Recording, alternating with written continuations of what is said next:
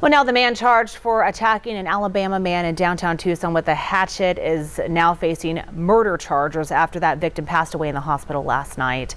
This is Jacob Couch, just 32. He had been on life support for nearly 2 weeks after being struck from behind in the neck with a hatchet while waiting at a bus stop near 6th Avenue and Broadway. He was with his wife. The couple were moving from California back home to Alabama, waiting for a Greyhound after the sudden loss of their newborn baby.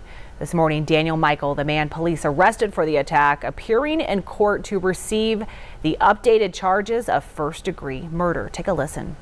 Please state your name. Daniel Michael. Mr. Michael, this is the time for your initial appearance. You are here this morning on charges of first-degree murder. Does the state wish to be heard further? Your Honor, this is murder. Enough said. Michael was being held in jail on $1 million bond. In the meantime, our News 4 Tucson's chief investigative reporter, Corus Nylander, has been covering this tragic case from the very beginning. And you join us live outside Banner University Medical Center with how the community is responding to this murder. Corus.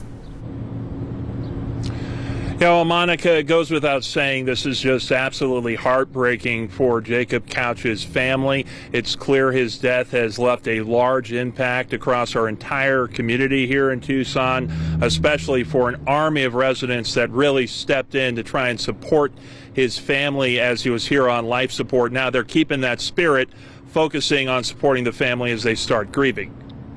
I'm gonna see a victory. That was a melody of hope as many residents stood outside Jacob Couch's hospital window and prayed for his survival next to his family Thursday. To see this many people show up for my brother, it means a lot. But just a few short hours later, Jacob passed away. But I just pictured Kristen, this young mom, and the life that she has ahead of her without her husband. Jenny Gage and her husband, Kevin Rinke, helped organize support for the family and were at the prayer vigil. Throughout the whole entire thing, people just had their arms around these people. They're focused now helping the family grieve. Jenny says funeral homes have reached out to her from across the state, offering to cover all burial services and costs to get Jacob back home to Alabama. We've got family here in Tucson now, and that's the beauty of it.